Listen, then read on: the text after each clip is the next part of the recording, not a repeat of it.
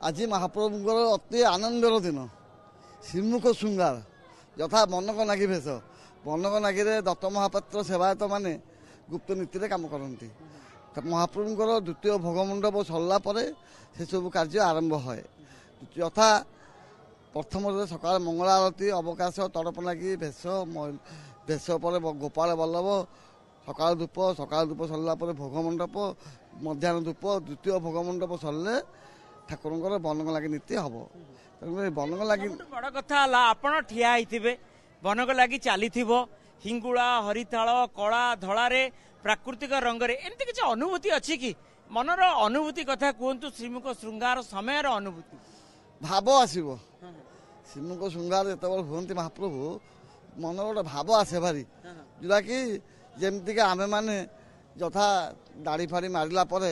मन सफा आसे सेमती महाप्रभु को रंग हो गले अति सुंदर दुसंती सुंदर मन गोटे भाव आसीजे यह महाप्रभु कि सुंदर दुष्टि कौन हो महाप्रभु जिनस यथा निजर है भाया लगे एमती बहुत अनुभूति ये महाप्रभु जीवंत ठाकुर एवं ए धरा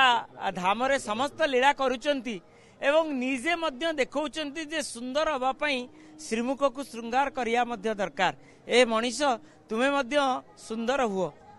यथा मनुष्य को परिचय दर्शुंती जे मु भी आउची आपण माने भी सेमतिका दाढ़ी फाड़ी मारिक परिष्कार सदाबेले रहंतु परिष्कार टाइम सदाबेले सफा तेणुक भगवान सीधा गोटे स्वच्छतार वार्ता दौरान स्वच्छतार वार्ता दौरान निश्चिंत रूपे आज रत्न भंडार माने कार्य बंद रसंता काली बंद रोची केमती सरीब अक्षय तृतीया पूर्व कार्य सी तो कथा सर बोलिका 4 दिन बर्तमान मंदिर बंद रोची 4 दिन बंद पर हम आसंता काली लक्ष्मी महाप्रभुंर मिलन एकांत नीति अच्छी से नीति दृष्टि आज सी एकांत नीति केमती होता है श्रीमुख श्रृंगार पर आपन टिके कहतु ओटीवी अगणित दर्शक जानवे जे एकांत नीति केमती संपन्न एकांत एकांतर अर्थ हूँ स्वामी एकाठी बसवा एकाठी कथन हवा विभिन्न प्रकार आरती हो ठाकुर भेष हो भोग हो यहाँ महाप्रभुर वार्ता अच्छी किंतु तार अर्थ है यही प्रकार नीति सब है एकांत अर्थ संध्या धूप सरीगला जगन्नाथ आज्ञामाला मदन मोहन लक्ष्मी मंदिर को जाती लक्ष्मी मंदिर भितर बसी रात्रि एकला एकला केवल आउ कि रही कथा है क्यों